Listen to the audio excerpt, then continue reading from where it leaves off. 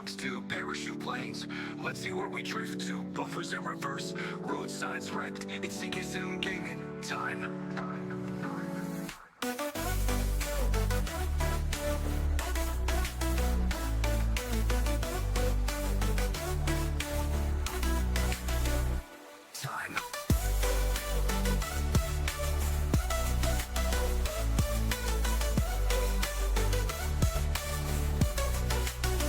Driving trains, trucks to parachute planes. Let's see where we drift to. Buffers in reverse, road signs wrecked. It's CK gaming time.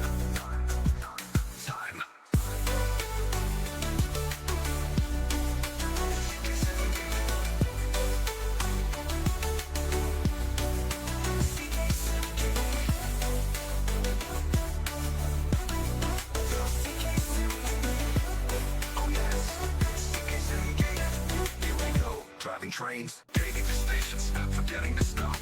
Driving through red lights, bad buffer stops. It's time for CK Sim Gaming. CK Sim Gaming time. CK Sim Gaming.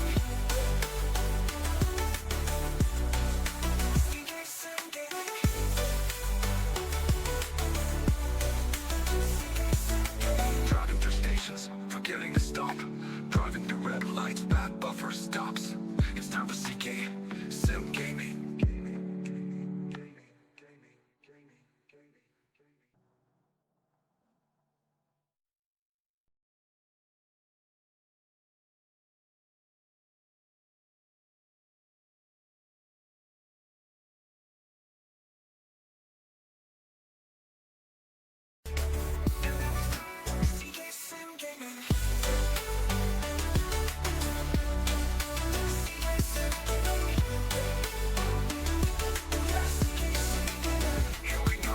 Trains, trucks to parachute planes. Let's see where we drift to. Buffers in reverse, road signs wrecked. It's CK Sim Gaming time.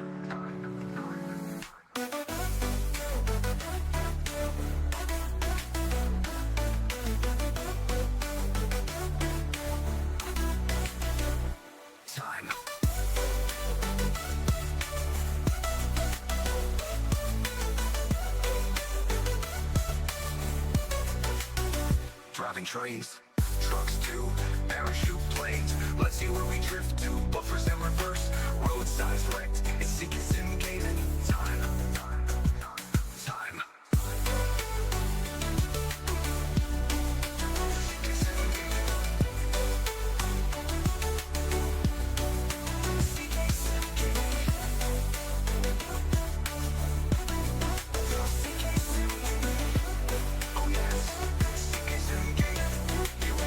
Driving trains, taking the stations, forgetting to stop. Driving through red lights, bad buffer stops. It's time for CK Sim Gaming. CK Sim Gaming time. CK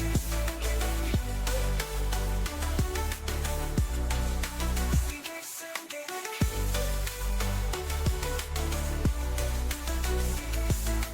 Driving through stations, forgetting to stop.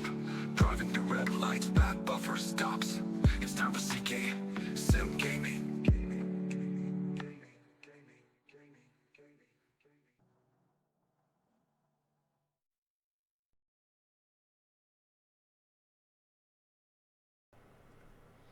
Hello, good morning. Hope you are all well. Welcome to another stream back on Microsoft Flight Gamulator 2024 today with another drifting stream. This time we're back in Kazakhstan for World Flight number 94. We have a new tour guide today as well, Janet, and no doubt she might keep us entertained or not, we'll have to see. But yeah, anyway, we'll see what happens. Anyway, let's go back to let's see, go back to Valanta, where I have a look at where we are in the world from the last flight. And those of you that remember the last flight, it wasn't a very long flight. It literally was like a little boomerang. We took off from here and then we kind of just went round in a curve and then landed just up here, which is roughly where we're starting today, give or take a few meters. So we're starting from literally just almost in the same spot. The last flight was about 22 miles, so it wasn't a very long flight in distance, but it was about an hour and a half, and it was on the 12th of January as well, so it's been a little while, a couple of weeks since I last did a flight, so maybe need to do them a little bit more often again. But anyway, that's where we are.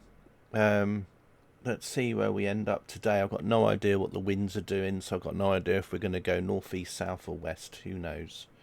So yeah, anyway, let's get into the gamulator itself, or whatever you want to call it. Some call it a game, some call it a simulator. But yeah, anyway, here we are. We're in the Sting S4 again. Part into some terrain in Kazakhstan here. It's obviously, it looks a bit cold and frosty. It's a bit snowy on the ground here, doesn't it?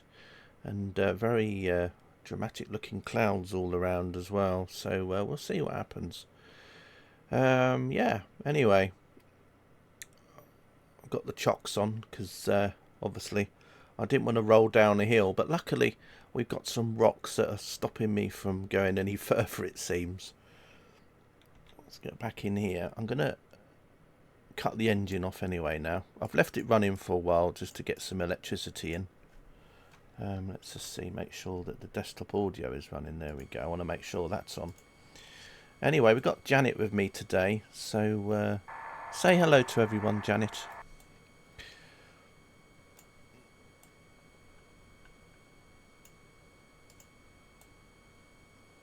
Hello everyone, hope you're all enjoying the flight. There you go. So yeah, we got Janet with us today. She's I think from America. Janet, where are you from?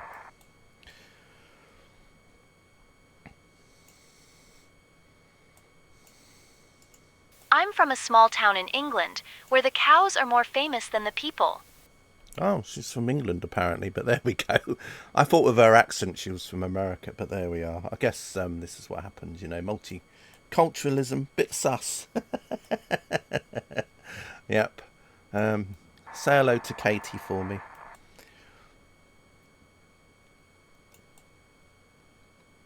Hello Katie, hope you're having a great day. There we go. See, she's nice and friendly. What can I tell you about Katie? What can I tell you about Janet before we go? So, basically, Janet's a little rambly and perhaps not that smart. Guaranteed to make you go cross-eyed and wonder how she ever got a job as a tour guide. Well, there we go. So that's a little bit of a description about Janet there. So these will help you realise that she might not be as professional as Jeff. Right, anyway, so we've got the engines off, everything is off here. Let's make sure that the lights are all off here as well. So we'll be ready to slew. We're going to be ready to do some slewing. Yeah. Is she dating Jeff? They sound like a match. I don't know. Janet, are you dating Jeff, the other tour guide? Should probably say that's none of our business, to be honest. But anyway, there you go. Right.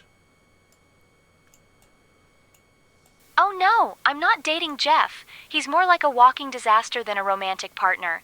It's like dating a firework that never goes off. All the potential, but just a lot of fizz and no bang.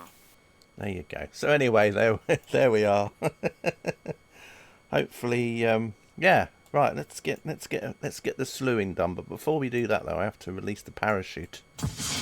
There we go. So the parachute has been released, and yeah, there goes the parachute. Hopefully, it's not going to yank me anywhere today, like it was trying to do yesterday. Well, sounds like she's had your experiences.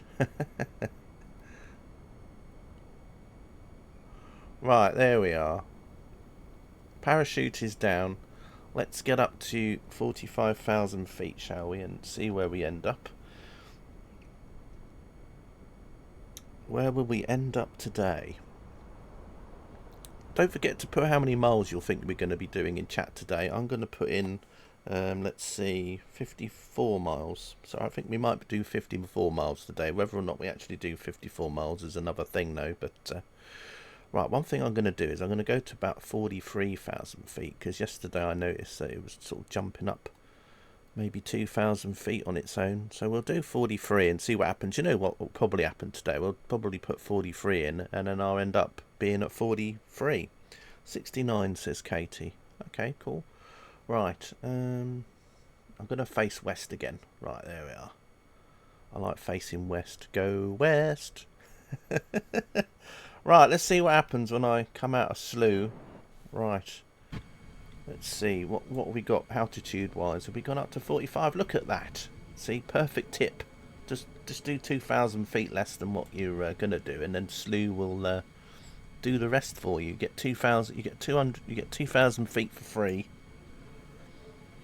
What, go west? Yes, yes. Right, anyway, here we are. So we're heading in a, it looks like we're heading in a southeasterly direction today. Looking at this dotted line here, it looks like we're heading in a southeasterly direction, and we're doing 24 knots at the moment and descending around 205 feet. So what I'm going to do now is I'm going to come out here. Hello Egbert, how are you? Janet, say hi to Egbert for me, please. Right, it's there we go. Hello, Egbert. Hope you're doing well. There we are. So yep, that's Janet for you, who lives in a small village in England apparently. Who would have guessed? Right, I'm just going to come down below the clouds and then we'll carry on going. It'll be interesting to see where we end up today. Don't forget, as I said, Egbert, if you want to guess how many miles we're going to do today.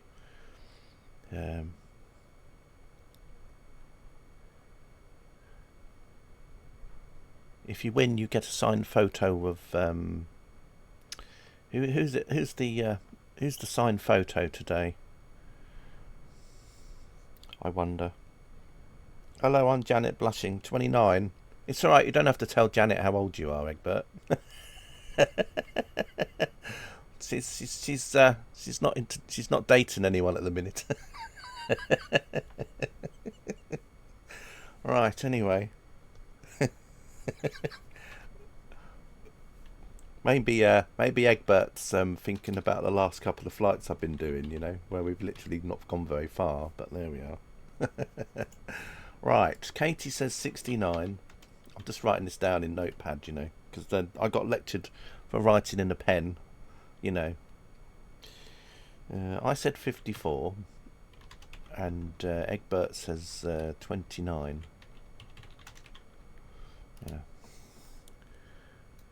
Yeah. Do you know anyone called Egbert?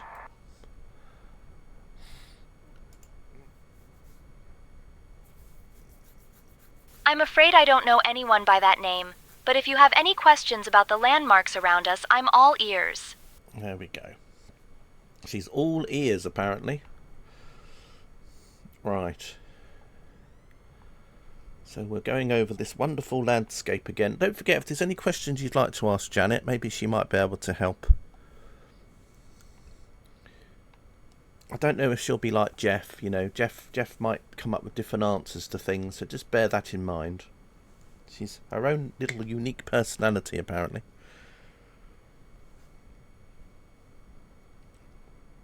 But yeah, a bit icy and snowy. It's very much like a thing. Egbert says all ears doesn't make a good listener.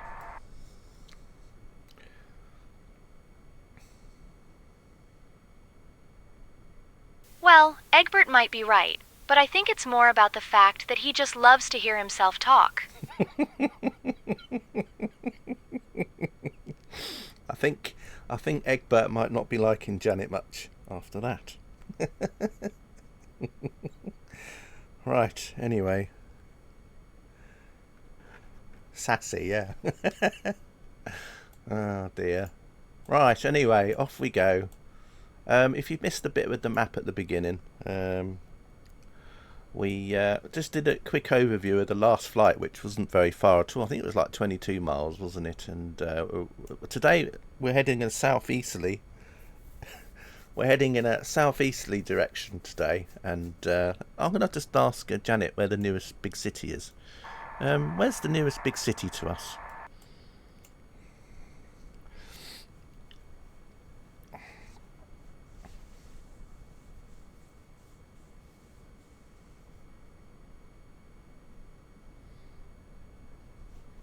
She's getting Google out.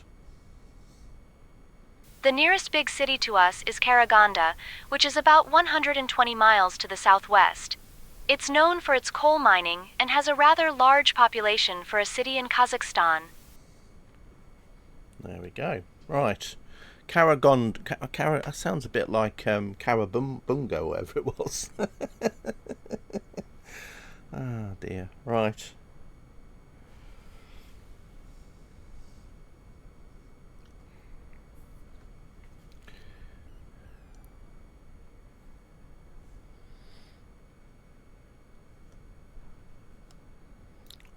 What kind of food do people eat in this area? Now, we've already asked this one before, but, just to go over it, in case there's somebody new here, let's see if she's like Jeff and tells us everything or not. In this area, people often eat traditional Kazakh dishes like beshbarmak, which is boiled meat served over pasta, and kumis, a fermented maize milk drink.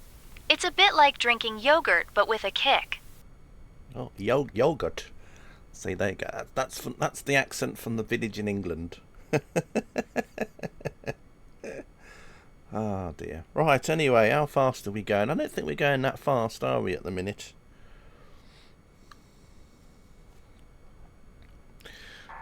Do you think that the landscape looks a bit like porridge? Let's see what she says about that.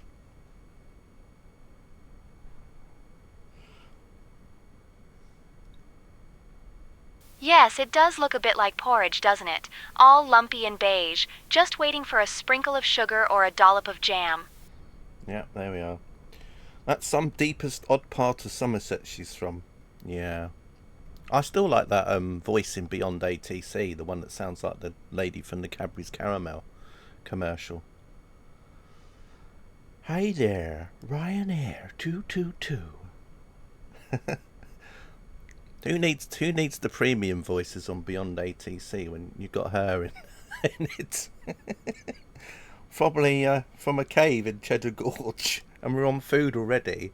Well, I was just thinking, well, someone's probably going to ask at some point, aren't they? So there we are. Cheddar. See, look, we're on food, and then he goes on about cheddar. I mean, God. I was thinking about having crackers and cheese for lunch today, actually. There we are. Bit of red Leicester. Bit of brie. I don't know.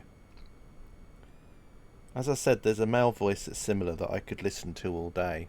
Yeah, what I do in Beyond ATC, I don't actually communicate. I just get I just get one of the voices to be like a co-pilot, and then they just talk, and then they just do everything for me. I'm just like, well, you can just, you can do all the talking. And, yeah.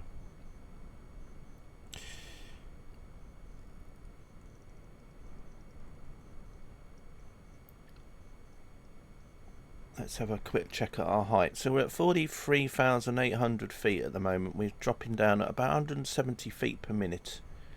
That's alright, but not too bad. But this is a bit like the flight yesterday. Do you remember it started off slow and then it sped up as the time happened? That's what you do once you're taken off. Yeah, I mean, sometimes you have to stop it because obviously it doesn't, like when you get to some like processes, then obviously it wants you to do certain things. So it might say like when you get to ground, instead of getting the AI, the auto co-pilot to talk, like when you push back and started or whatever, then it obviously waits for you to, or when you get to the runway, it kind of doesn't let the AI, well, not the AI, but the automated co-pilot just carry on. It's almost like it's waiting for you to interact.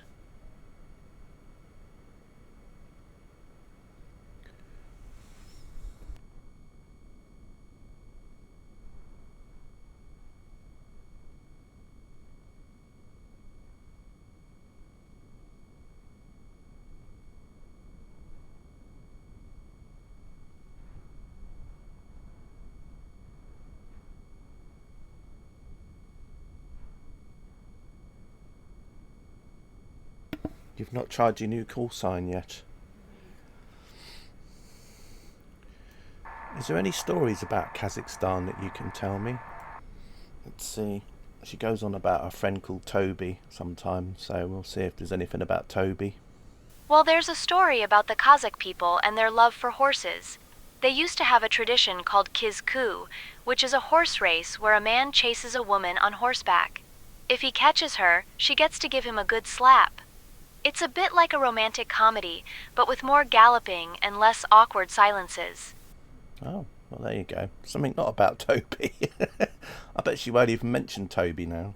The Toby Carvery. Ask her about Borat. Do you know much about Borat?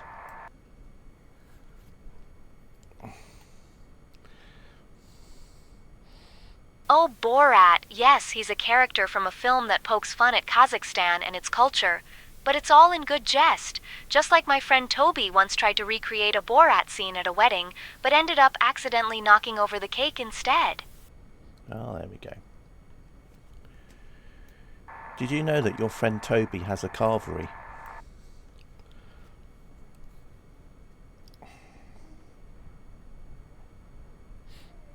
Oh, yes. Toby's carvery is quite the spectacle. It's like a buffet, but with more meat and less dignity. I once saw him try to carve a roast while wearing a sombrero, and let's just say, the hat didn't survive the experience. Right.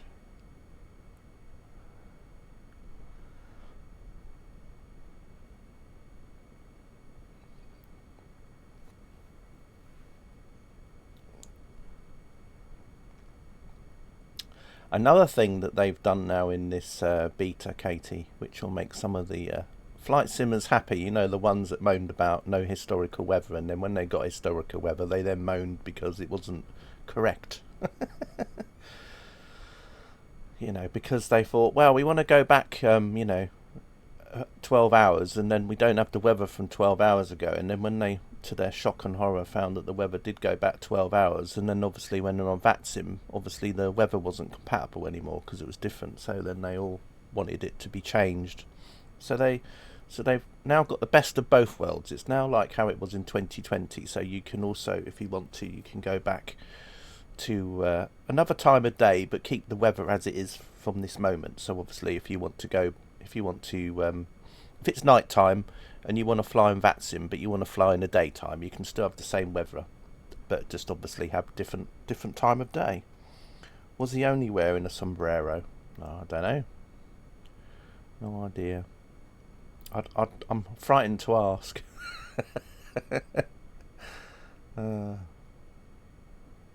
Looks like we're speeding up a little bit, or it could just be the camera angle, of course.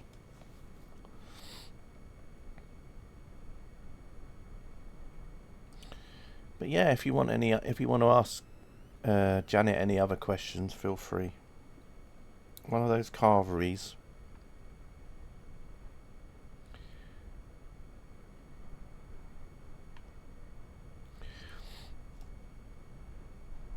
Better not. Don't want them banning you. No.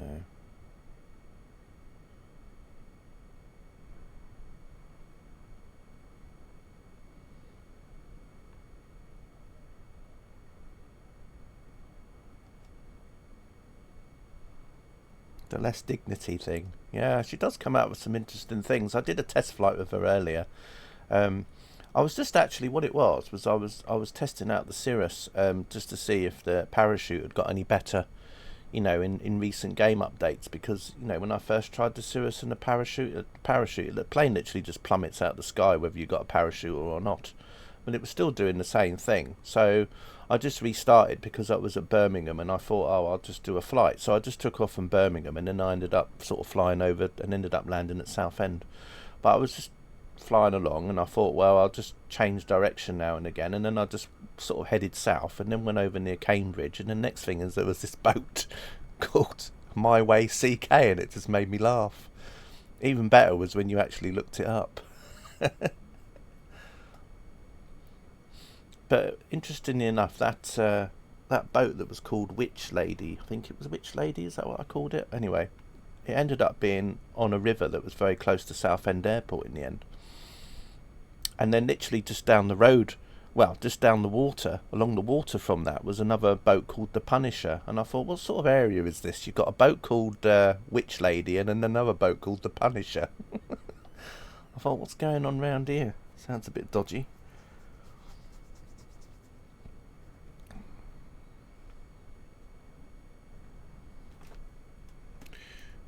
Do you know anyone famous called Egbert?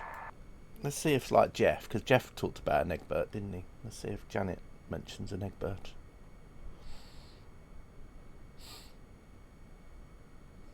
I'm afraid I don't know anyone famous called Egbert, but I do know a few people who think they're famous, like my friend Toby, who once tried to start a fan club for his pet goldfish. It didn't go well, mainly because the goldfish was less interested in fame and more interested in swimming in circles. Sounds a bit like me, really. Except I don't swim in a circle. It's just that my plane seems to go around in a circle. Well, it did kind of almost do that yesterday, didn't it?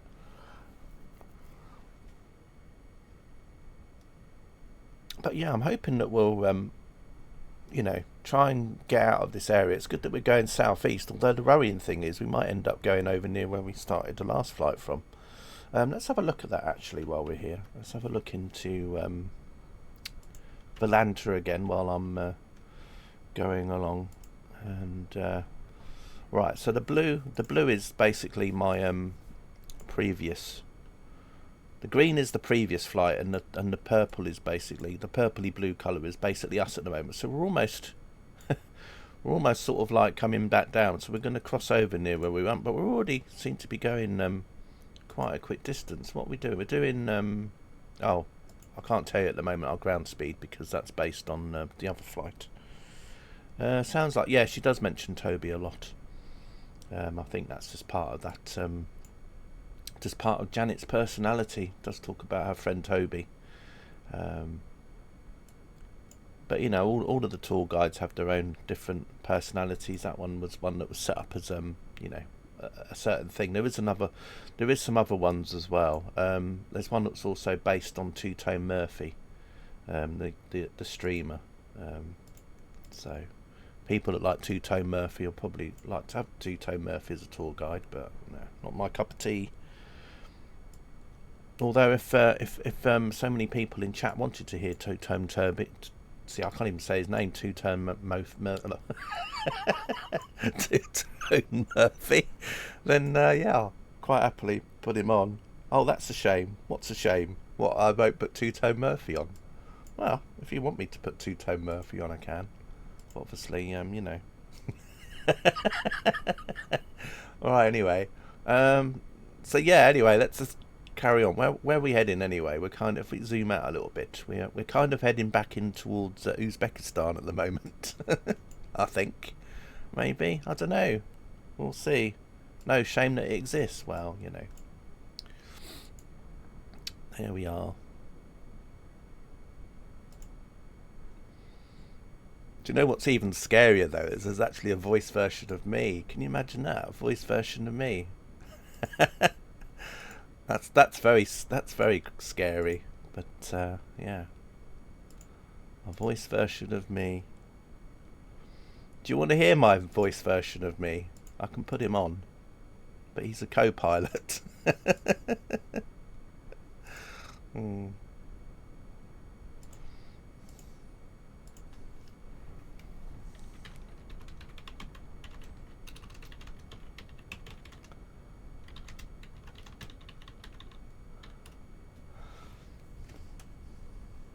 I'm not really trained to handle VFR comms. I'm more of an IFR guy.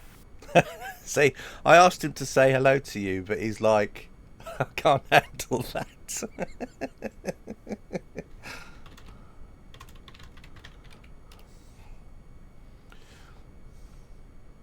It's a VFR. I'm not really supposed to be helping you with the comms unless it's IFR.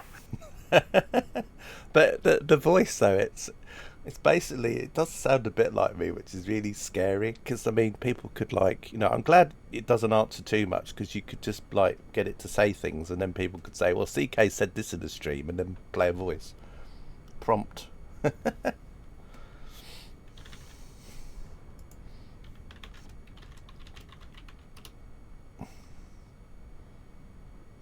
I'm sorry, I'm really only trained to handle IFR-related comms. Yeah, he does a better job though when I'm actually doing a flight and he's being my co-pilot. But I think it's just because I'm doing VFR or whatever. He kind of locks himself out, but it's quite funny anyway. But yeah, it's very weird. I don't often use it actually because it's a bit weird if you're flying and then you use like a co-pilot with your voice. He won't know Katie because he's only literally like to talk to the ATC, so he's not going to be like, he's not like a co-pilot as in knows everything. You have to get a mentor for one of that to be a mentor. So you have to get a mentor to if you want a mentor, so you can ask a mentor something, and then he'll let's see if the mentor knows.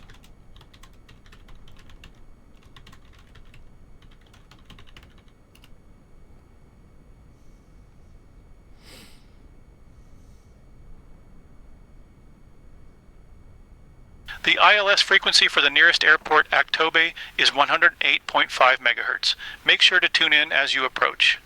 There we are. So yeah, you have to get the mentor if you want to learn about things.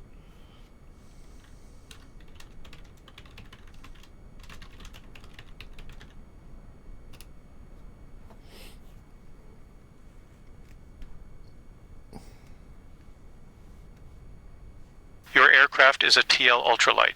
It's designed for efficiency and agility, making it great for short flights and maneuverability.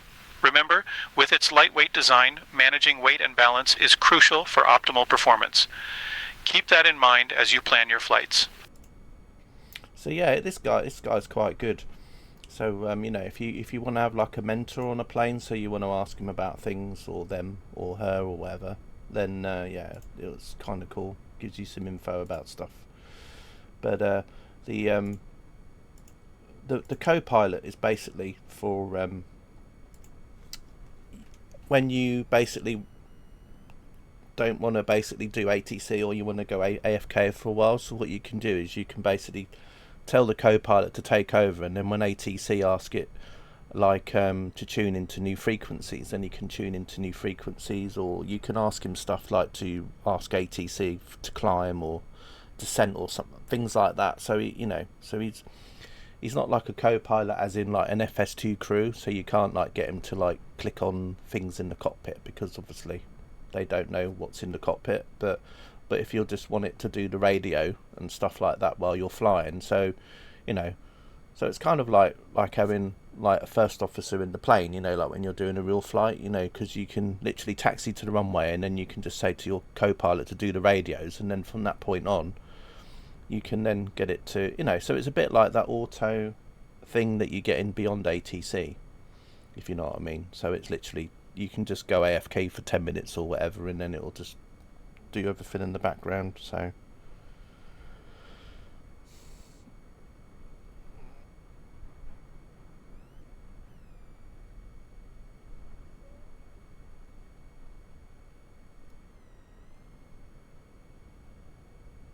him and Jeff would be a pairing in a cockpit.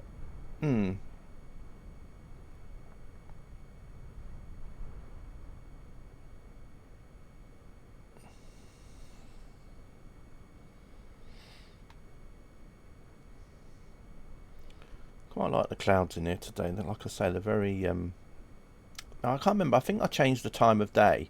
So I think I changed the time of day in here back to what it was now. So it was about 11:40 now it should be in the game, sim, whatever.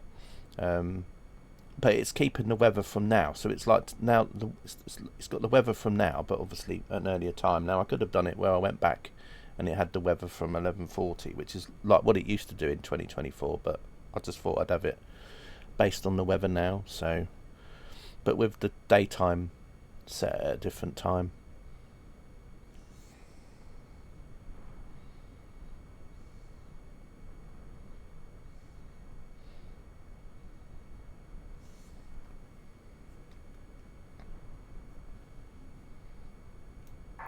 Can you tell me the story about Toby and the statue? Let's see if it remembers it. Oh, the statue. Well, Toby once thought it would be a brilliant idea to climb up a statue to get a better selfie.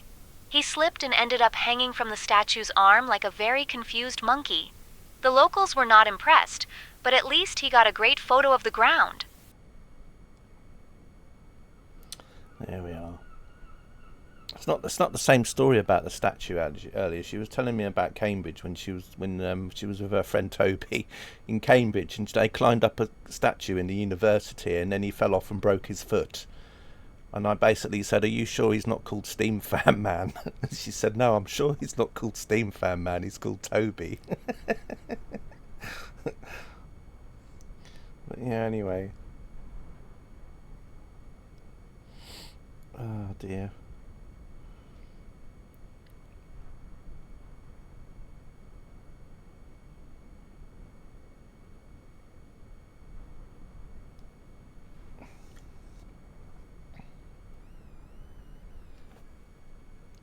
Are there any settlements near us at the moment?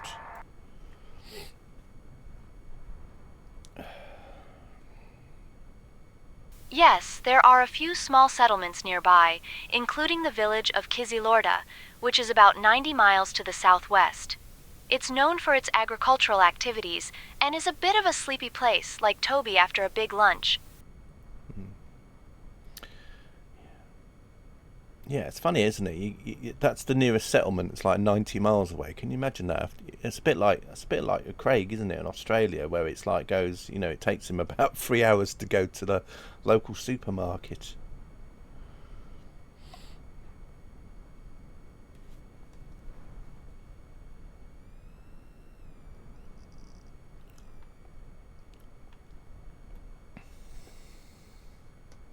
Are we near to any lakes at the minute?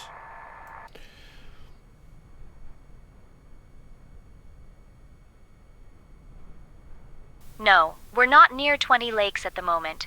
The nearest notable body of water is the Aral Sea, but it's quite a distance from here. It's like Toby trying to find his way home after a night out. He just keeps going in circles. So I don't know what that is then. Obviously that's a body of water, but there we go. Right. But I don't know if it's like salt or whatever, There's a lot of these little areas around here, aren't they?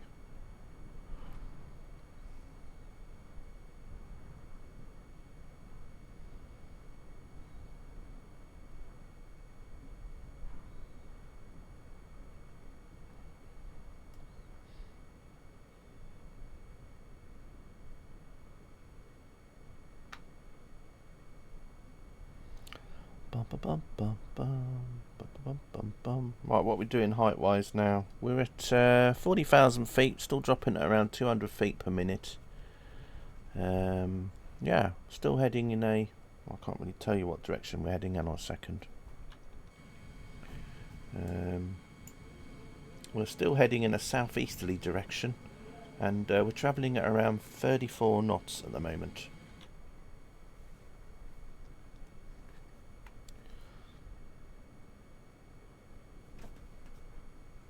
How fast are we going? Let's see if they still get very confused about my direction and speed.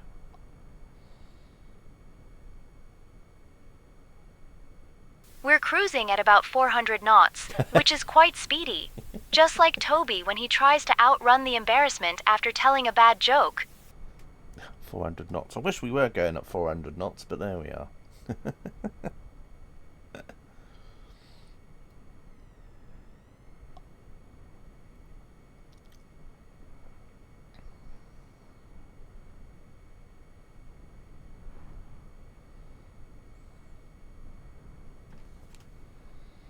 Do you see all of these little dirt roads everywhere?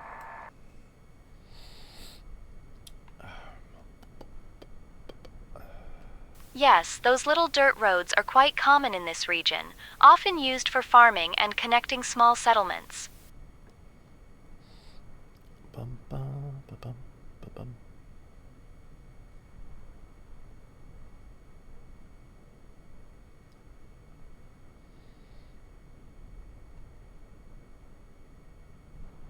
wonder actually.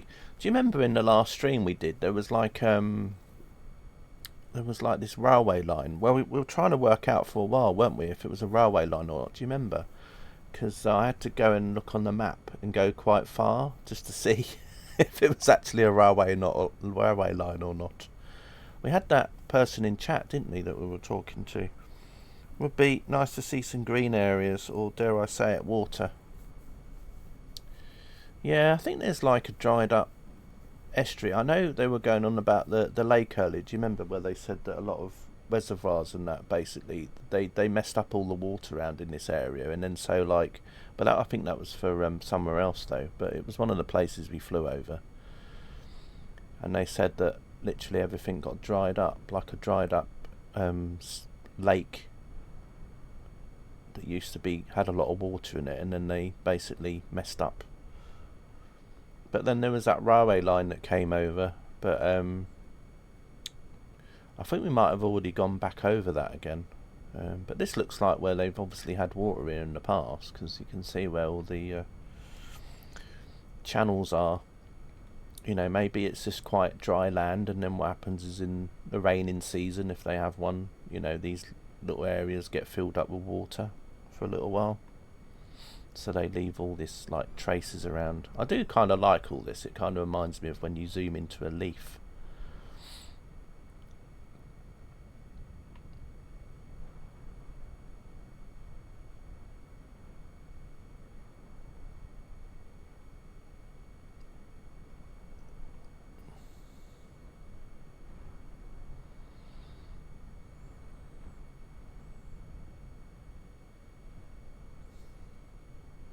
The veins of life. Yes, that's very good.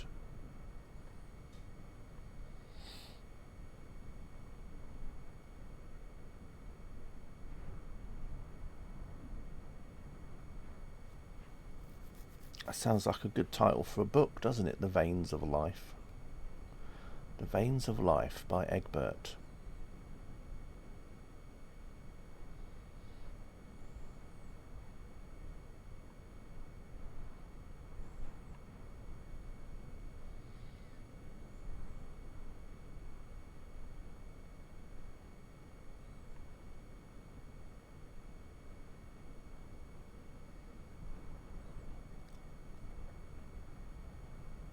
I don't think we've been by near any buildings yet, have we? I mean, we've just been... It's very barren around here, isn't it? But yeah, I think part of it, Egbert, is because literally, like, I haven't been doing so many streams here lately, so it just seems to have dragged on a bit where we're going over all this kind of landscape. But if I try and do these flights more often, we might actually get to go to somewhere else in the world. That looks a bit like looking down, you know, at a brain or something. It's a brain. The brains of life. The Life of Brain. Sounds a bit like a movie, doesn't it? The Life of Brain.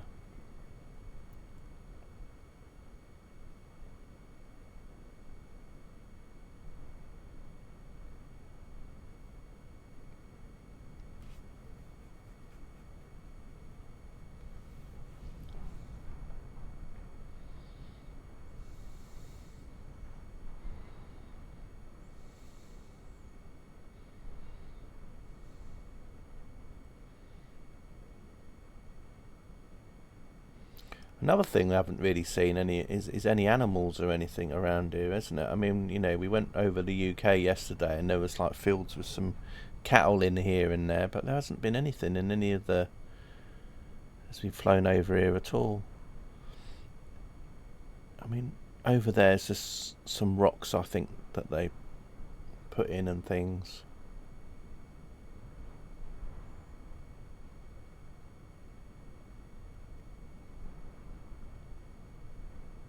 As we get a bit lower, it starts to draw in some rocks and stuff on the ground.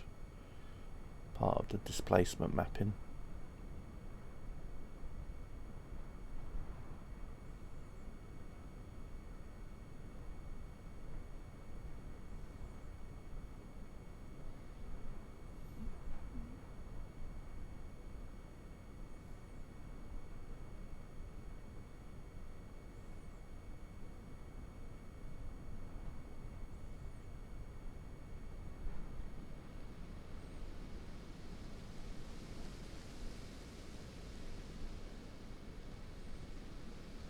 And as we get lower, I can start to hear the wind in the trees as we went past.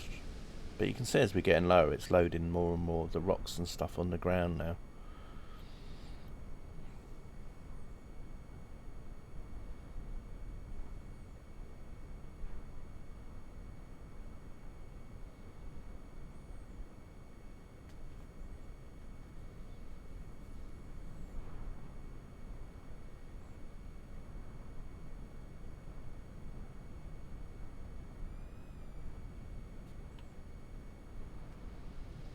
Do you know what I saw? I thought I saw a lion then, but I don't think it was a lion. I think it was just something that just looked like one.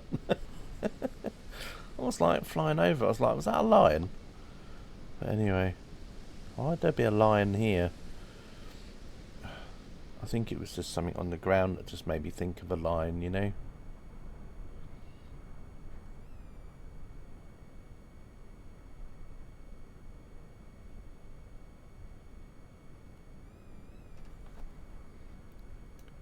Are there lions in Kazakhstan?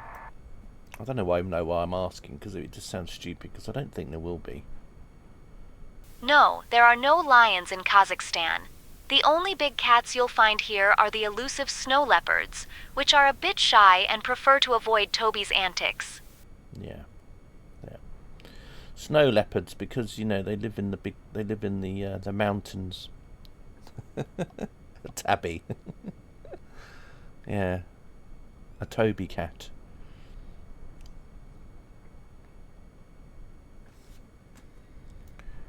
Do you drink out of a Toby jug? It's there. Oh, I don't drink out of a Toby jug, but I did once see Toby try to use one as a hat during a fancy dress party. It didn't end well, mainly because he couldn't see and walked straight into a wall.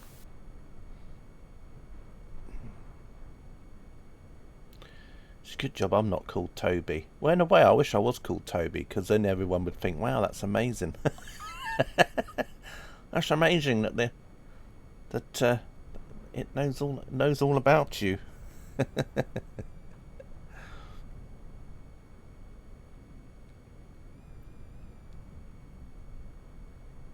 Maybe I should make a Twitch screen name called Toby, and then I'll just come into chat and go, hello. Just to, like, wind you all up.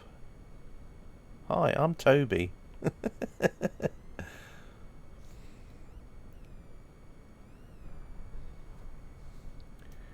Have you heard of Toby Larone?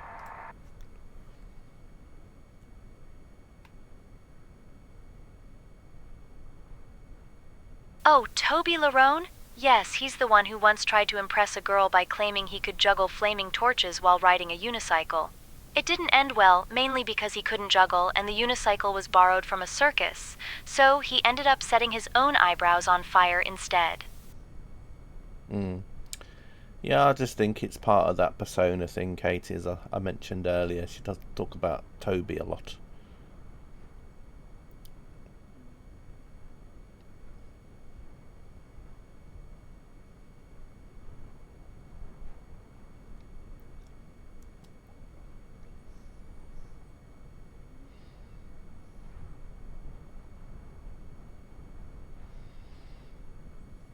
Bum bum bum bum.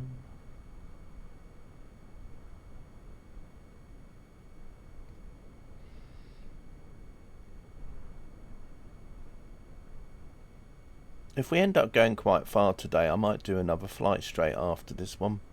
So I'll literally just start a new stream off, and then what I'll do is I'll literally can just start off where we left off then. So I won't even have to do all the things I have to do normally, which is like try and go back to the place I left off in the last flight. But we'll see how far we go. If we go quite far, then I think, well, take advantage of that and actually do another flight. That's one reason why I'm doing one at this time, because I thought, well, you know, might be able to get another one in. If it ends up being like 2-3 hours for a flight, I might do another. Try and get some distance out of it today. Try and get somewhere rather than leaving it for a few weeks. But anyway, that was my plan anyway, so I don't know what anyone thinks about that. I think it's probably be alright. But anyway, it's still early days yet. We might end up falling quite fast a bit later, so we'll see how it goes. But if this flight ends up about 2 hours and we do quite a nice distance, yeah, definitely thinking about doing another one straight after. It won't be too long away now before I'm doing the 100th flight.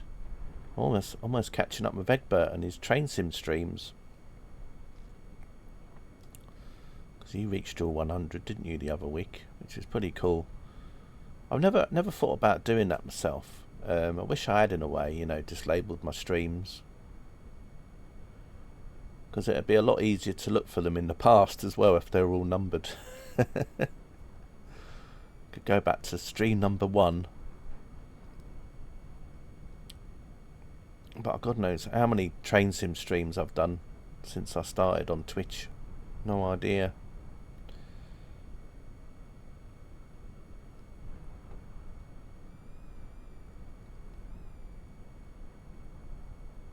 I won't stream later unless you are. But like I say, this will all depend on what happened with this flight. I mean, if we end up going quite far, then I'll probably do another stream literally almost straight after. I'll probably just maybe have a half an hour break just to get just something to eat, and then although I can also eat while I'm streaming because I can just mute the microphone. I was only going to have crackers and cheese today, so I can literally make those and then can eat those in the background while I'm doing a flight. So I could literally do this, finish one, and then I could just start another one. So I've got a feeling that depending on how long this flight is, the next flight will probably be about the same sort of amount of time. So if this flight's 2 hours, the one after will be about 2 hours. So there'll probably be time for you afterwards to stream, because you tend to stream at about 4 o'clock, don't you? Something like that. So I might even be done by then. Big night of soccer ball. Yeah, I've seen that. Yeah, all these games on, of course, and quite important games for some teams because they might get kicked out of the Champions League. So yeah, I think that's why they're doing all the games today, aren't they? All at the same time, because obviously other teams don't have that advantage of being able to see what other teams are doing. So they're going to do them all at the same time, I think, if I remember. You know, like they do sometimes with like the FA Cup. Later on in the stages, don't they? They all have everything on at the same time. Big lottery, yeah, exactly. Yeah, it'd be interesting. And then tomorrow's the same, as well, with the Europa League, etc. This is an interesting little dirt track over there as well. Obviously someone wasn't happy with one dirt track and they decided to make some more.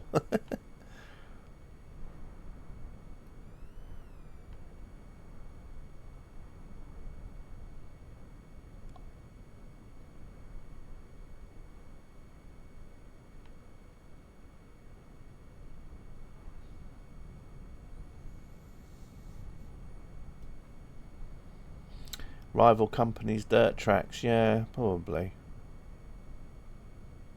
Not unless it was people at that moment that were driving in a formation, and then basically like one decided to just slightly go off track a bit.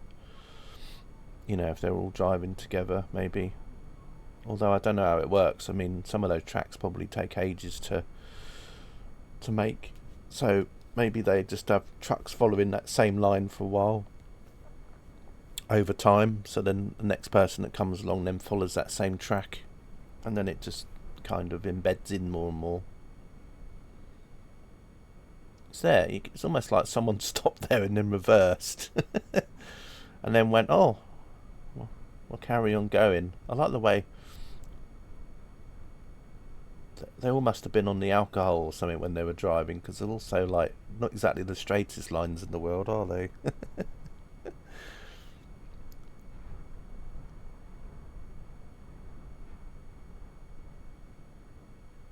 But a lot of it's probably the terrain. I mean, even though we can't see it up there, there's probably like little hills or slopes around there, so it was probably just going around the hills and slopes. Hey, artful Jamie, hello, how are you?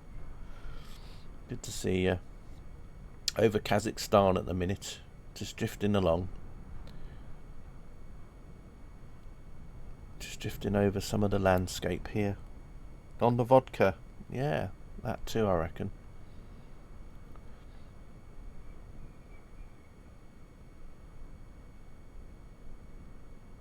We're talking about the tracks and how straight the tracks are in the ground, so Katie said probably because people are on vodka. You in that air balloon again?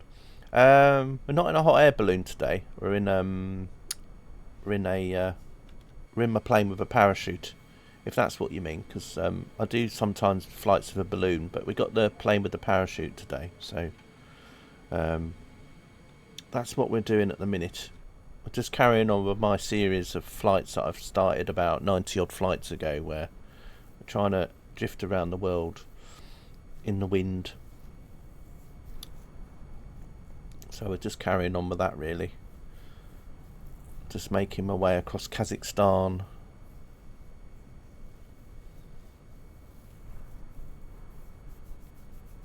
And so this is the drone cam, so the actual plane is very high up in the sky, but I use the drone cam to get quite low to the ground.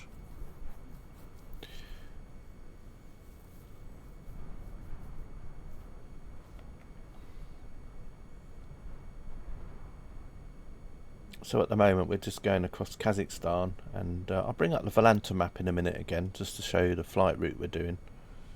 Would you do a stream in an air balloon from Warwick Castle to Westminster? Yeah, problem with that, Jamie, is that basically you're just controlled by the wind. So unless the wind is actually going from Warwick Castle to Westminster, you can't really do it. So unless you like pick a day when the wind is actually like going in the same direction as from Warwick Castle to Westminster, then you could probably do it, but it's quite hard otherwise.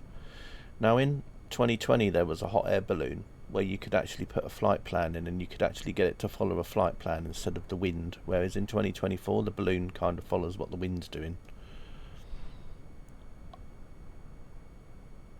I did do a stream a couple of days ago, which still should show up as a video, where we left Dublin, and then we had that windy weather in the UK on Thursday, Friday last week, and so took off from Dublin and then ended up in the Lake District. So we flew over the Irish Sea in the balloon.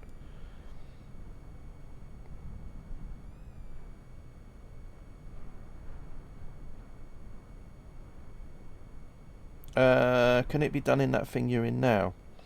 No, because I mean, you could fly. I mean, it's not a balloon; it's an aeroplane with a parachute, and all we're doing is we're letting the wind just blow us in the parachute across the land. But I mean, apart from that, if you didn't have the parachute enabled, then it's just a normal aeroplane. So yeah, you could do a flight. Anyone could do a flight from, say, Warwick Castle to Westminster if they were just in an aeroplane. But this at the moment is just the wind is taking the plane where it's going because of the parachute. So again, it's like the balloon. So unless the wind is kind of in the same direction, then you won't be able to drift in that direction, if that makes sense. But if you were just treating the plane as a normal aeroplane, which is what it normally is, then you could literally just fly from Warwick Castle to Westminster. But you could do that in any plane in Flight Simulator if you wanted.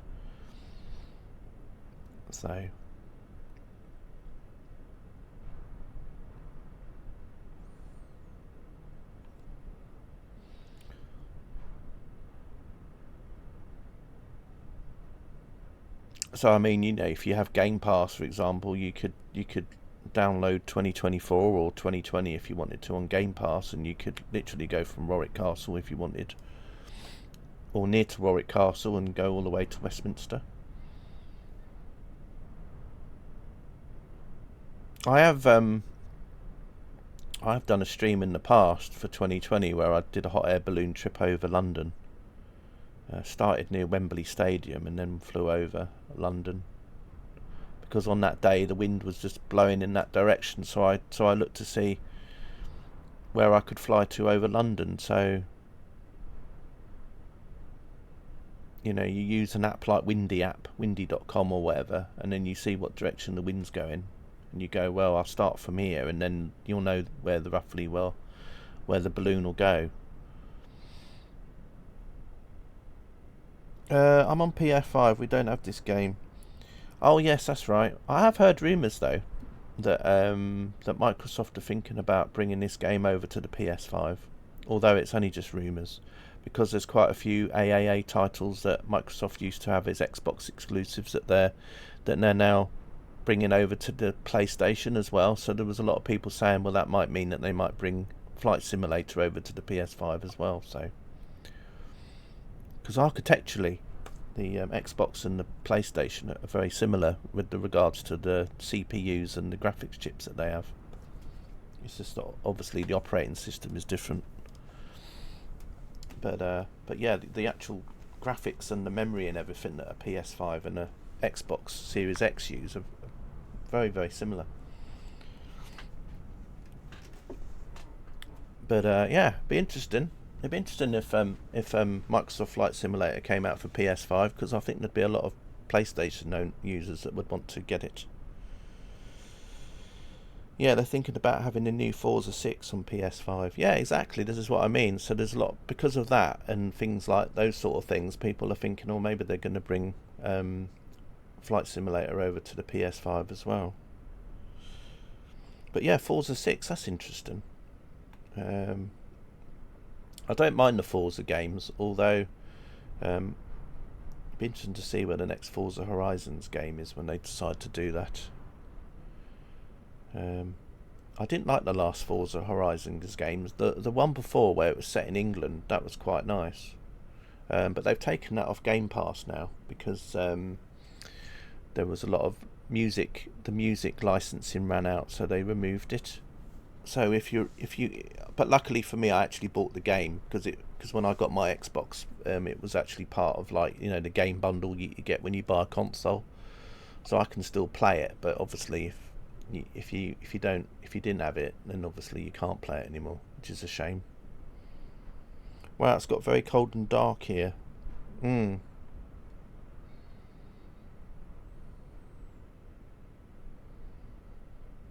Yeah, I think it's that kind of day today, isn't it, Katie, really?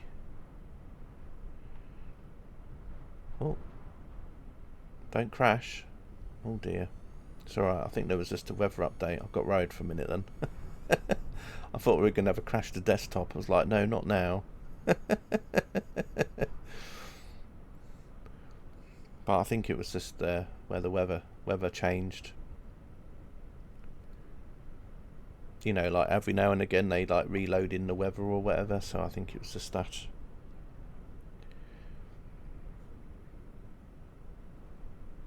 We're actually moving quite quickly now as well. But like I say, if this flight ends up being quite a good one, I will do another one straight after this. Literally with about a 10-15 minute pause.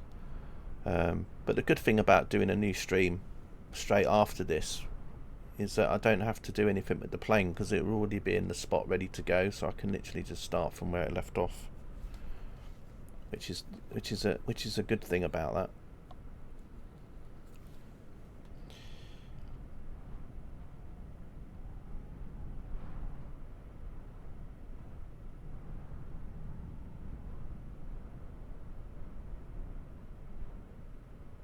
I bet everyone's raving about the new Armstrong Powerhouse pack, aren't they, for with the Class 92 in it. Everyone doesn't really drive the Class 92.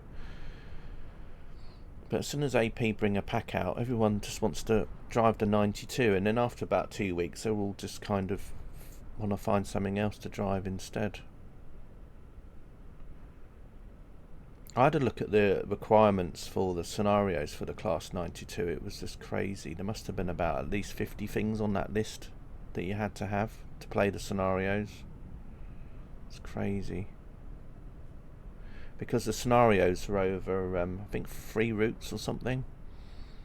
So instead of having all the scenarios on one route, they're like on about 3 different routes. So obviously, you know, all those that's 3 different route requirements just right there. The only good thing about it on my side of things is it, because I had the original Class 92 sound pack, then I get a discount on it.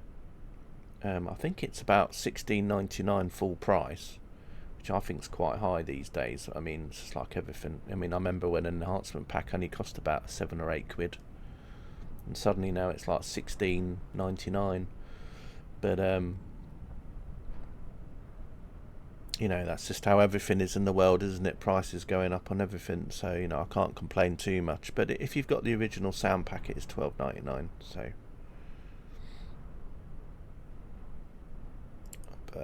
but yeah, the requirements is just crazy for the scenarios.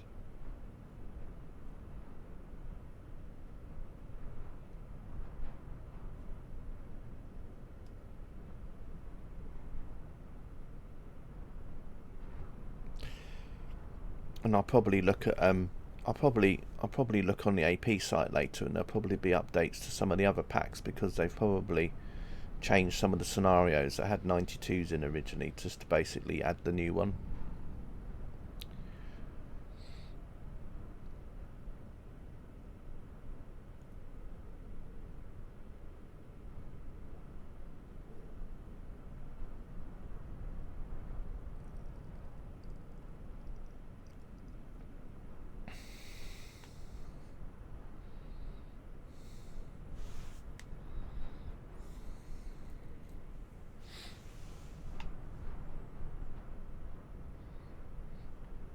Am I using PC? Yes.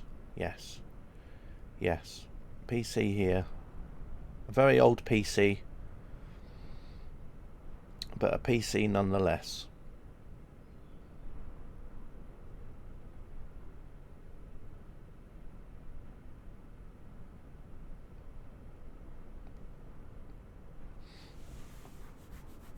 Yeah, every game I stream is always on PC. I do have an Xbox console, but it's quite an old one now. I think it was it's not an X, but it's like it's got X in it. But it was after they did the Xbox One, and then they brought out like a newer version of an Xbox. So it was kind of a bit like a PS4 Pro, because it could do like 4K gaming and stuff. But it was the Xbox. Not the Series X, it was like the Xbox X or something. So it had a slightly faster GPU and a CPU in it. And then they brought out the Xbox One S and X after that. So, but I don't actually use it that much. But I use the game controllers on it for the PC though.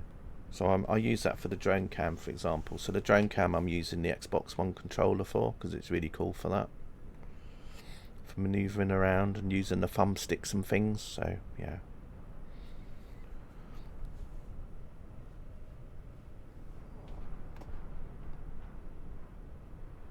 I haven't had a PlayStation for a while. The last PlayStation I had was a PlayStation 3, and then I had an original PlayStation years ago when they first came out, and then I had a PS2 as well, and then went to the PS3, and then went to an Xbox after that.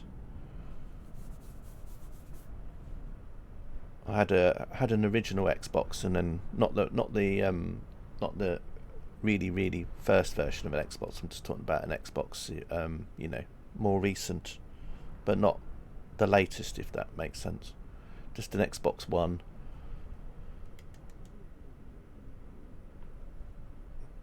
First console that I had, although technically it didn't really belong to me, was an Atari 2600, and then before that we had a gaming, although I don't know if you'd call it a console though, but it was something that you'd plug in the TV, and it had like some preset games on it, and that was in I think that was like the late 1970s when we had that.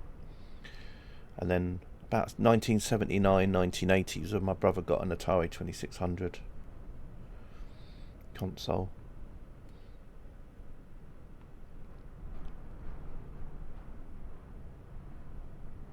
But I suppose over time I've had a few different consoles. A Super Nintendo, a Nintendo 64, a Wii, a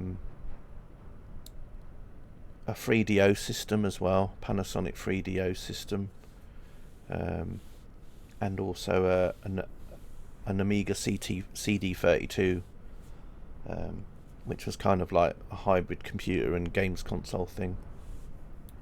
it was kind of Commodore trying to compete with consoles, but Commodore were in a bad times back then, so they were kind of going through a lot of financial problems anyway. So it was kind of make or break for them really when they made that.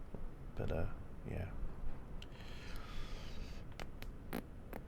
Last throw of the dice, so to speak. I've heard that you can get a Commodore 64 now. Well, it looks like a Commodore 64. It's actually made by Commodore, but they sell it, and it's got basically a PC inside it with an interface, which is not Windows. It's like their own like interface that they've made, which is like a Linux thing. So you look at it, and it looks like a Commodore 64, but it's basically like quite a high-powered PC inside,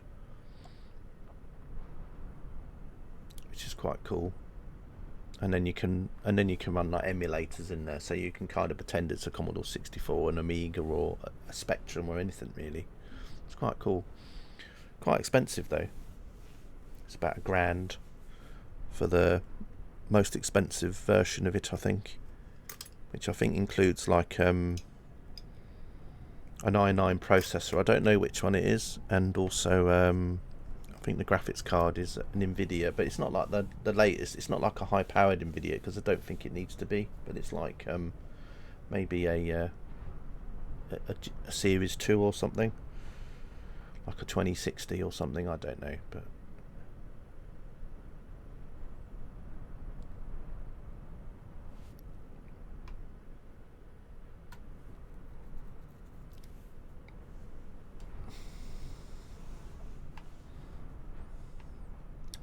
anyway, we're carrying on. Let's have a quick look at Volanta map. I just want to see how we're progressing with things. So let's just bring that up.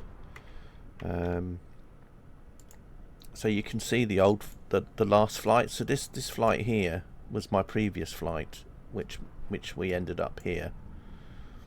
So today I've been doing this flight, and we've literally been going along. So we're down to here now. I don't know if that's a good or a bad thing. But it's probably a good thing, because we're kind of heading down towards Tashkent, and if we carry on today, I don't know how far down we'll get, but maybe we might get to around here, and then if I do another flight, we might actually get a bit further along. So we'll see what happens. I don't know how long this flight's going to be left, but we're heading back down sort of towards Uzbekistan, which we were in at one point, and then we went back up to Kazakhstan again. So we've been sort of we've been in this area for a little while now, but it'd be nice to actually get out of here. So we're now sort of heading down here. But if you look at this on here on the map, it's not a very even though we've travelled some distance today. Overall, if you look at the world as a whole, we haven't really travelled very far today, but we are sort of heading down this area here, and it's very mountainous down here. But as I said, it all looks good, because you'll think, oh, we're all going in this direction, but then, you know, in a few flights time we could be kind of going back up here or down there, because every flight can always end up in a different situation. But I thought, as the flight was quite long today so far, well, we're covering some distance. I know it doesn't really look so much on the map, but we have probably covering some distance. Then I might do another flight after this, just to cover a bit more distance. It does look a bit more green down there, so it might make Egbert happy. Might see a bit more green. That's if we actually get as far as that though. But yeah, let's have a look at the minute. Let's see what we're doing on here. We're at 34,000 feet now, and we're dropping not very fast. So yeah, about 34,000 feet. So we've only gone down 12,000 feet since we started the stream. And yeah, so like I say, I might do another one after this. Depends how long this one takes, really. I mean, if this one ends up taking quite a while, then I might not do another one. But let's have a look at the time now. What, it's 12:22 now. So I mean, if we're not in the ground by about 2 o'clock, then I'll probably not do another one. You know, so if we end up landing at about 2-3 o'clock in the afternoon, then I obviously won't bother doing another flight. But if we land in the next hour, I might do another one straight after. It just depends how long this one's going to be. The only thing I wish is that the ground speed would be a bit faster. It'd be nice if it was a 2-hour flight where the ground speed was probably 3 or 4 times faster than what we're doing now. Never mind. It is what it is though, but at least it's going in a good direction. I'm kind of quite happy that we're going southeast today rather than northeast or north. So it's good that we're going southeasterly, because it means we're going east as well. So, you know, that helps on the goal of going around the world, because you need to go east to go around the world. So when you're starting, or you can go west to go around the world, but as the winds normally go in an easterly direction in the northern hemisphere, then obviously you want to try and go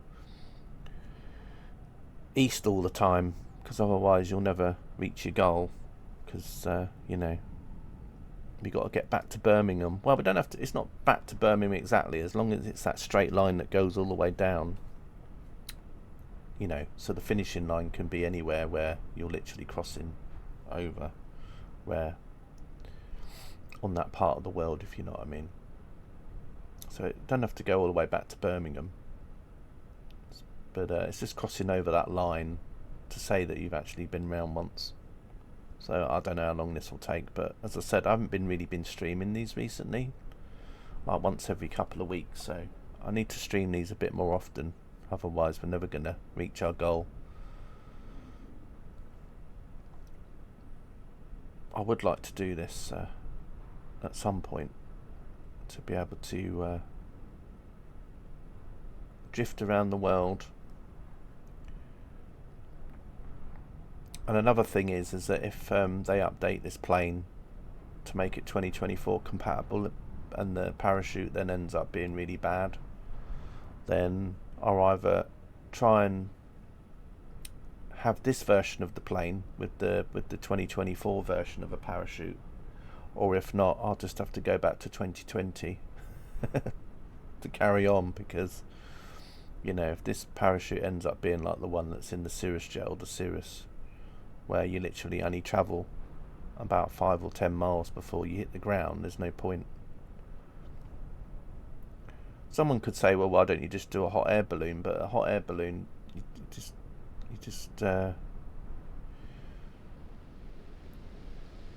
you're kind of limited with a hot air balloon.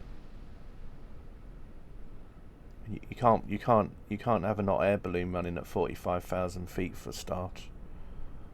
So even if I slewed the hot air balloon up to 45,000 feet and released it, the temperature in the canopy would cool down so much. The amount of gas that I would have to keep putting into it to just keep the canopy heated up, you'd literally only probably have enough gas for about 20 minutes, and then once that gas is run out, then the thing's just going to plummet out of the sky. So yeah, it's not really going to work, unfortunately, as a hot air balloon.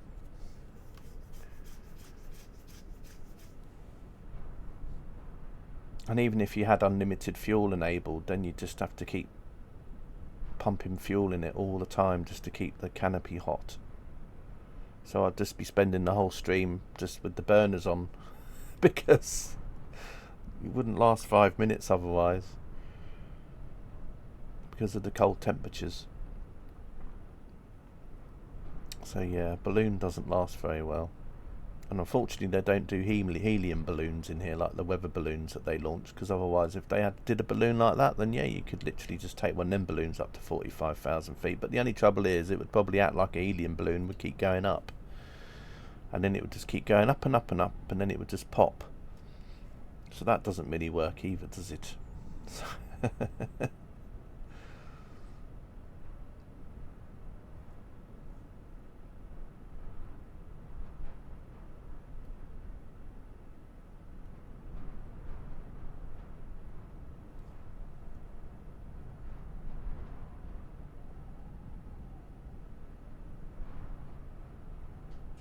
Now, if someone bought out a flight sim add-on for 2024, which was based on the balloons that, you know, like they flew around the world with,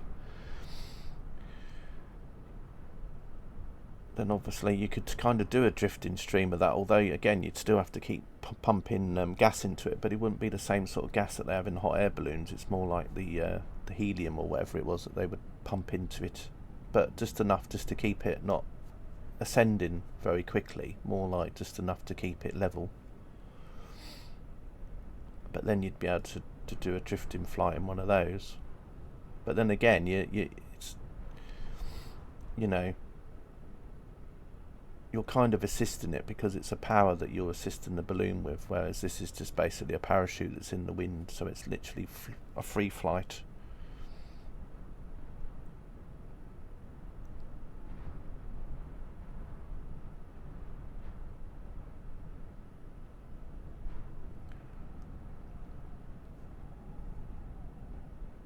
Another thing that you could probably think about doing is something like with a glider or something, but again,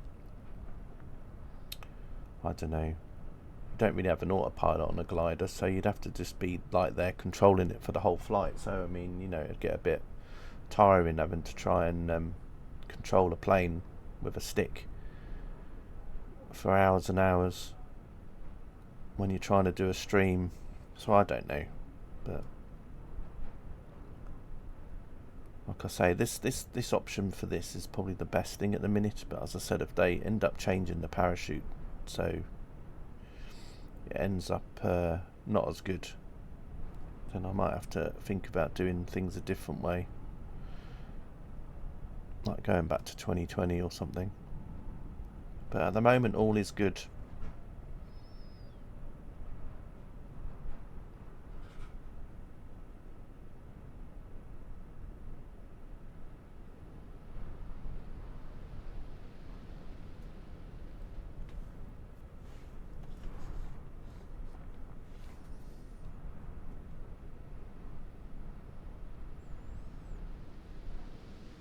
Just a shame we haven't seen any other animals. I was hoping we might just see the odd animal here and there somewhere, but do seem to be a bit stuck here. Yeah, that's one reason why I thought it'd be good just over the next couple of days or few days just to do flights to try and get out of this area, Katie, because it is a very big area. If you get how big it is, I mean, I think Kazakhstan, if you put it next to some other countries, it's probably pretty huge.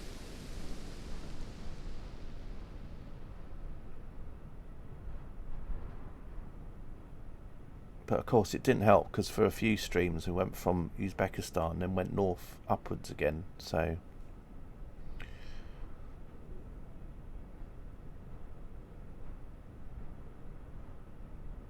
we are moving quite quickly at the minute though, and hopefully we'll get some distance done today, so at least we'll start heading down. I mean, the only thing is at the moment we're heading down towards quite a mountainous area if we carry on going in this direction over a few flights.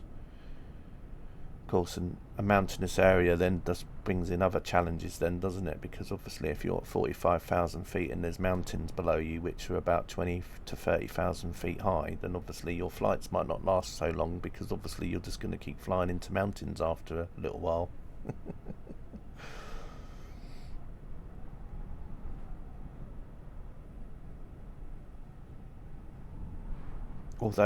Although obviously Egbert would love that, because then there's lots of ski Sundays, isn't there?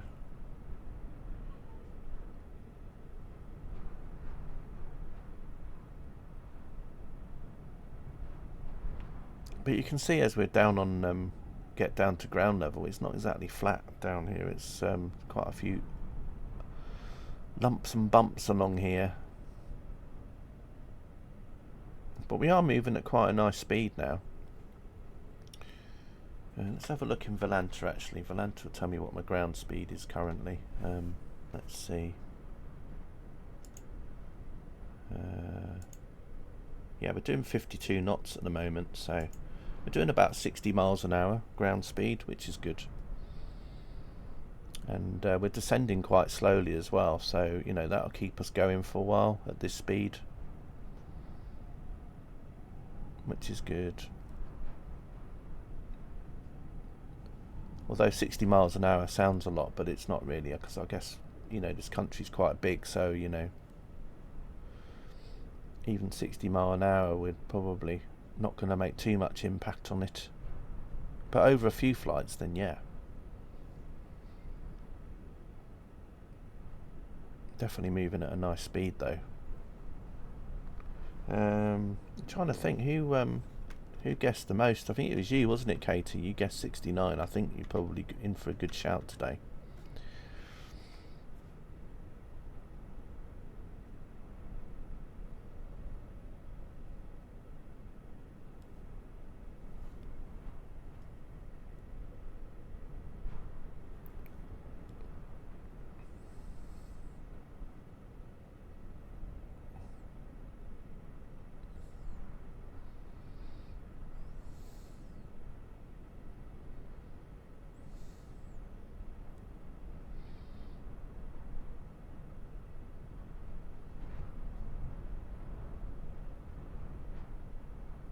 But of course the ground speed will probably start slowing down as we get lower.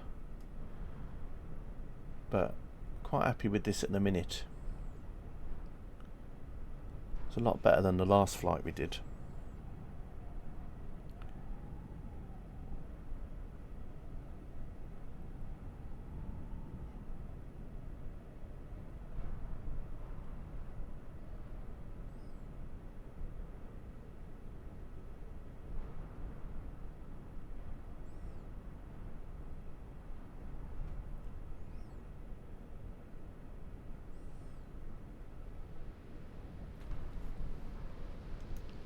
Janet, do you like chocolate? Just something random. Oh, I do like chocolate. It's like happiness in a wrapper, isn't it? Just like Toby when he finds a forgotten slice of cake in the fridge. Yep. Old Toby. Like I say, I wish I was called Toby, because everyone could think that she was talking about me.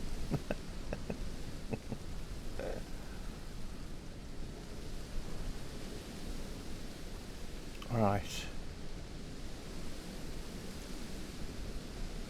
Bit of green for you, Egbert.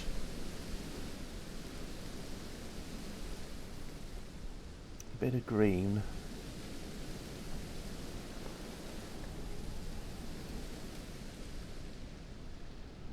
Green, yeah. Bit of green.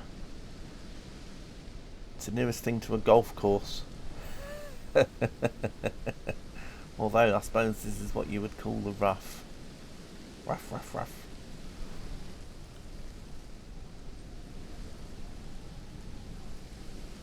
The purest green.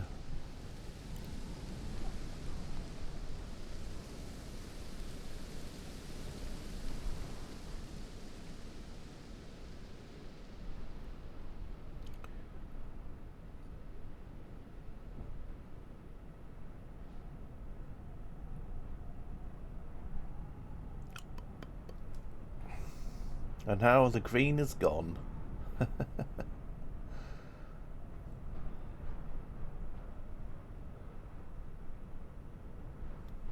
As quickly as the green came, it went.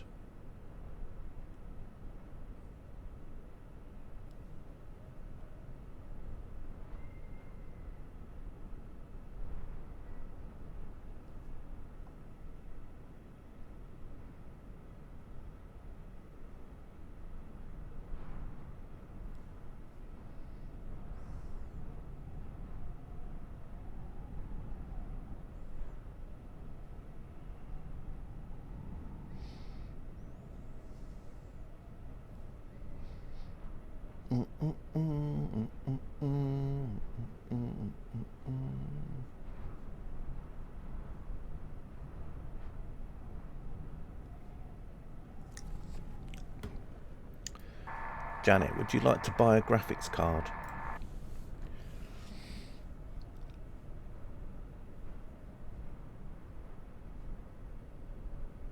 I'm afraid I don't know much about graphics cards, but if Toby were here, he'd probably try to use one as a frisbee. Well, it's a good job he doesn't then.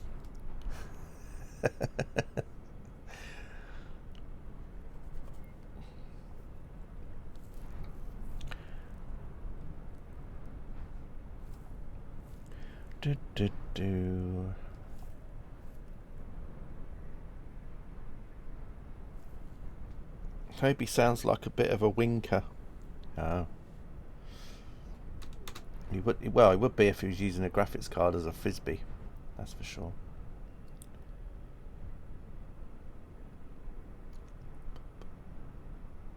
People would probably mistake it for a drone because it would have the propellers on it. The fans, everyone would think they were the propellers. It's like a drone. Yeah.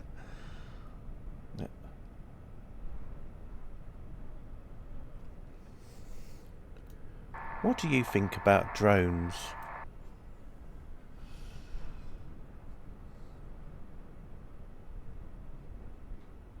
Drones? Well, they're like little flying robots that people use for taking pictures or spying on their neighbors. It's like giving a toddler a camera and telling them to go play outside, but with more propellers and less supervision.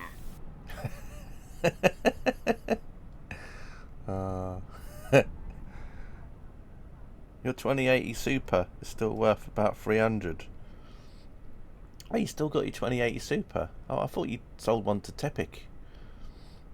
Oh, I don't know. Or maybe you did and that's how much it's worth, but anyway, I don't know. Yeah, I'm not surprised though. They are still good cards, Katie.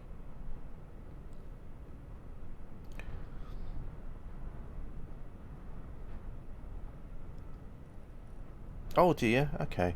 Oh, for some reason I thought you'd sold it, but anyway. I don't know why you don't just keep one spare in case you get a graphics card and then it dies and then you've still got something to fall back on, although I guess, you know, especially if you get an AMD system next, because AMD don't really have the chips with the integrated displays in.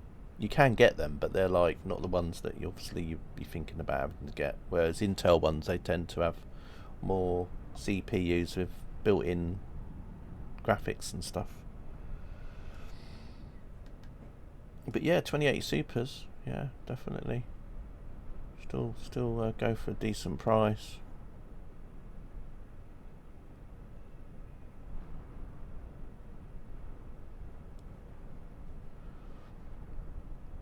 Although I don't know what the price of them would be like once the 50 series come out a lot more. You know, maybe they'll drop down a little bit more, but I don't know.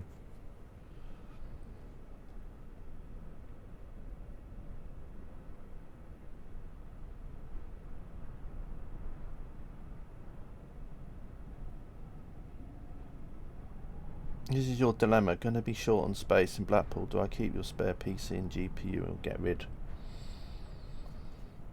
Yeah, but you think how big a PC is? Is it really going to be that much of a thing not to just keep a PC lying around with some bits in it?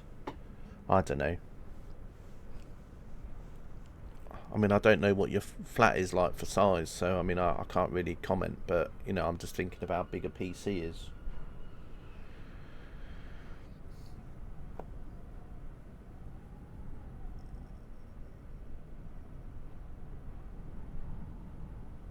I mean, you could put some legs underneath it and then you could have it as a table, for example, if you laid it vertically. You could put... So then you could still use the space, but it would just be like airspace. You could have it on like a table, and then you could like eat it, you could have it as a dinner table. Oh. But yeah, anyway.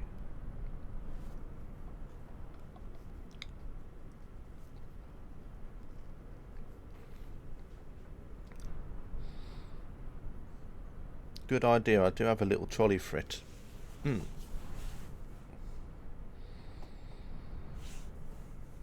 mean, or you could have it as something, and then you could just put something else on top of it. So then it could just lay flat on the ground, and then you could just put other things on top of it. So really, it's not really taking up no space at all if you think about it that way. So I don't know, but yeah.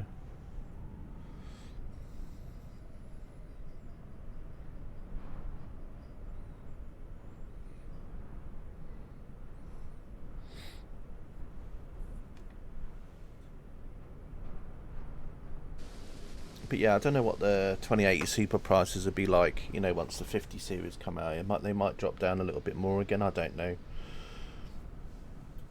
No idea. But they do end up being still quite popular GPUs and things. I mean, the 1080 Ti for a while was still very high priced. I mean, it probably still does quite well today. The 1080 Ti does, because of the 12 gigabytes of VRAM. You see, because I think the 1080 was like 8 gigs of VRAM, wasn't it? So hence why it's a little bit cheaper. Because the trouble is now you've got that Intel graphics card out that's quite cheap and it's got 12 gig of VRAM. Then obviously there's a lot of people that before might have got like a cheap card with a lot of VRAM, like an 80 series, like a 2080 or a Ti or a 1080 Ti with the VRAM option. But now there's obviously an Intel card about that's got quite a lot of VRAM that's relatively not that expensive. So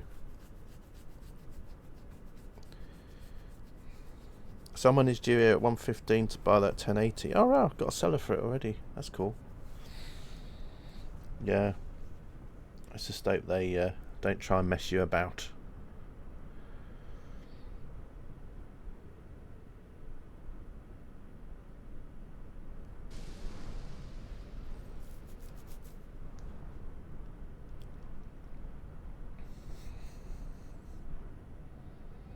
But yeah, you got to watch out at the minute, because there's a lot of people selling off dodgy 4090s at the moment on eBay and things. You got to really keep an eye out for that. There's a lot of things to look out for.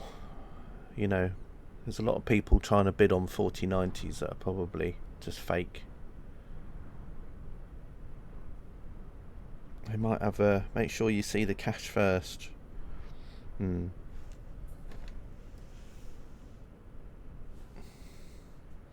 I don't know what a 1080 is like for making AI images on.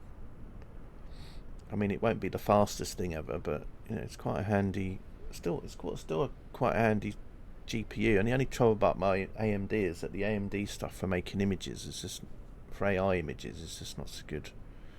Unless you got like one of the higher end, more modern AMD GPUs, but mine it isn't. So I could get like an older Nvidia card and be able to do things on it that I can't do with this one. I'm waiting for talking about AI images. I'm waiting for Midjourney 7 to come along, which they're talking about probably coming out within the next month or two. So what I might do with Midjourney 7 is just get a month's trial on it, just to see, just to see what that's like, to play around with it.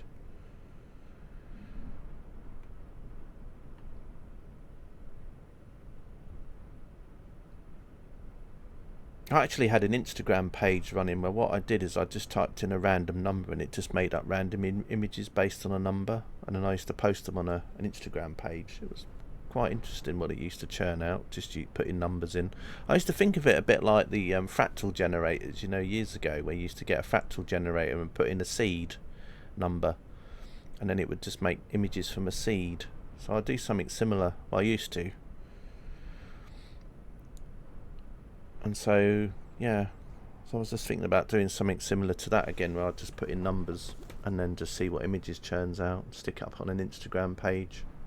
I might get that Instagram page re-enabled again, because I think I've just deactivated it for now.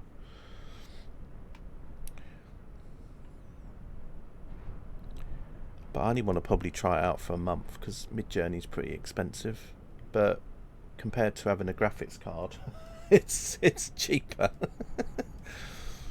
But yeah.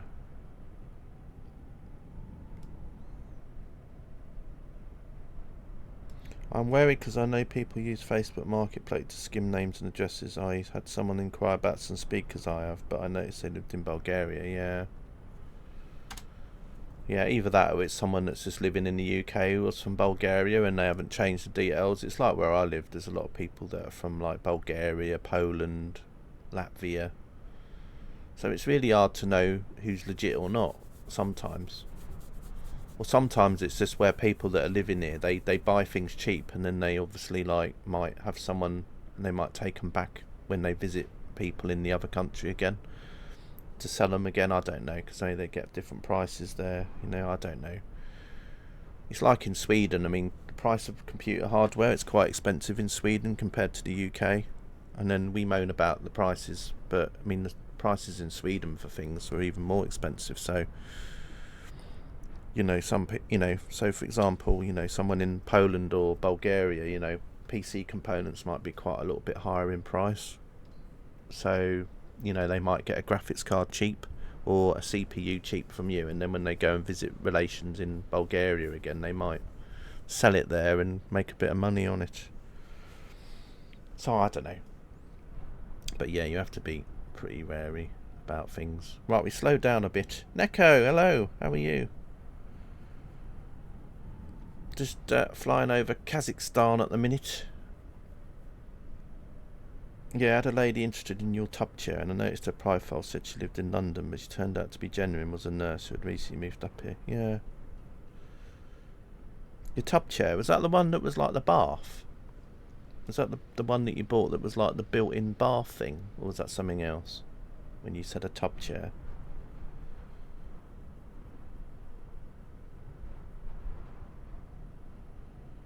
How are you, Neko? Hope you're well. Just going over Kazakhstan at the minute.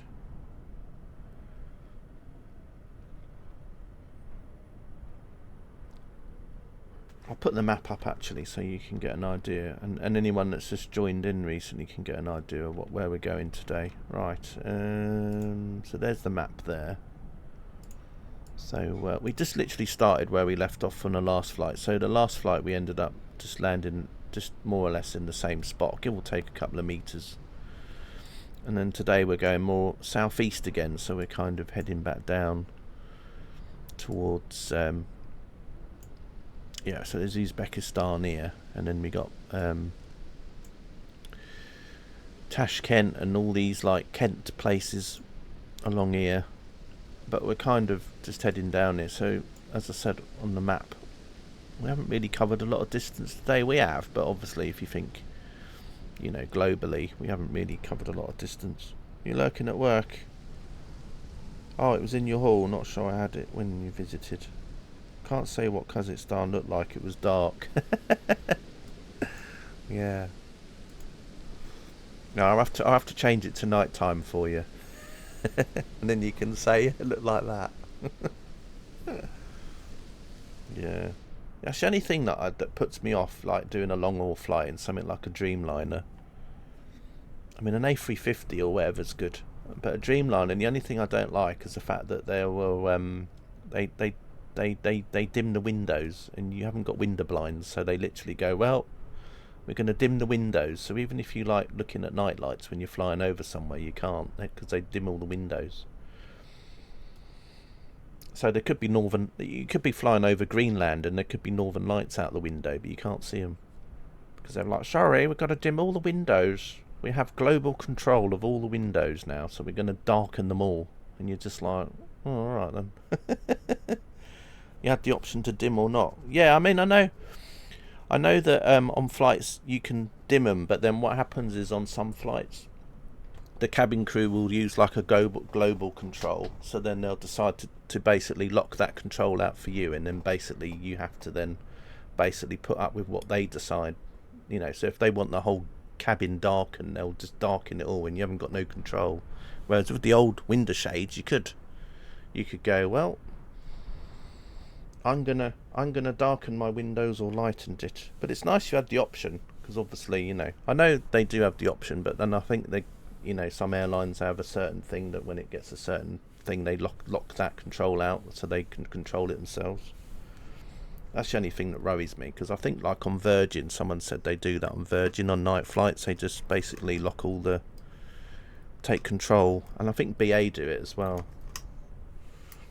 Coming back as a 777. It's only because, like, in the past, like, when I went and flew from, say, San Francisco back to New York, and it was, like, autumn, so it gets dark quite early anyway. It was quite cool just flying over and looking down at the night lights for some of the cities, whereas if I was in a Dreamliner, I think, oh, they'd dim it all, so you wouldn't be able to do that. But anyway. Because I know people have brought that up in YouTube videos sometimes, that they couldn't, you know, they'd dim all the blimmin' windows, so you couldn't look out of them. Yeah. No, exactly. I'm just talking in general. I mean, I'm never going to fly. I'm not. I'm just talking about flights in general. If you're going over some areas, you know, like I did a flight once and went over, and then there was a Northern Lights I could see out the window, and I thought to myself, well, if that was nowadays and that was in like a Dreamliner, they might darken the windows. You can't even see that. So I don't know. Just sort of just. It was just when you mentioned about the dark, made me think about it.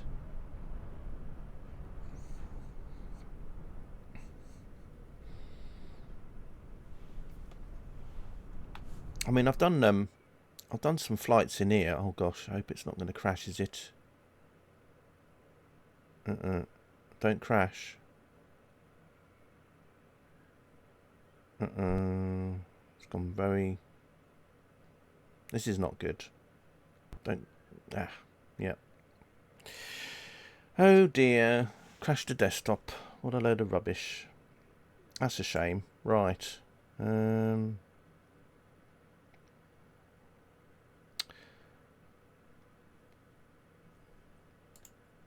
The only thing I can do, I suppose, is I'll have to look at my stream. Yeah, we're at 30,000 feet on Volanta. So the only other thing I can do is just try and do that. Well, yeah, I know, but that's a good thing that we're on the map. Right,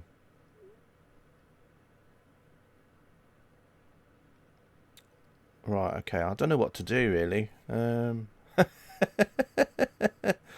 I don't know whether just to sort of like to say, well, we got here, because this has happened before in 2020 when I've done flights and it crashed, and then what I would do is try and carry on from where I left off, but and then use the and then just go up. It says I've got on Volanta what the height was roughly, so I can literally try and match it up, but it might take a while to match it up. And the bright wing lights, yeah. I don't know what to do, really.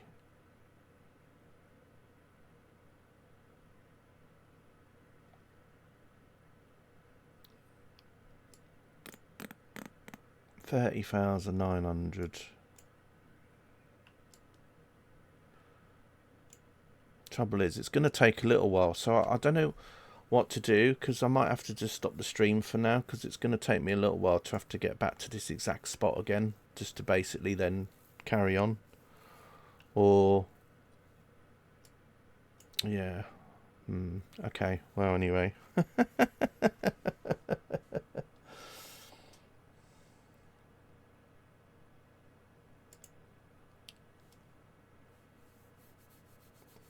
was right at the back of a long 777, so you had the white wingtip lights dazzling. Yeah, yeah. Right. So I don't know what to do. I don't know whether to stop the stream and come back and carry on. I think I'll do that, actually. And then while I do that, I'll just go and... While I'm waiting for the sim to load up, although it doesn't take too long to load up now. I think it's better if I just stop stream for now, and then I'll carry on. And I'll just have to call this part 2 or something. It turns out it's one of the last 777s on the London route. Okay. Right. I think what I'm going to do is I'm just going to stop it here, and I'll come back in a bit, but I'll just call it flight 90, whatever flight we're on, but part 2.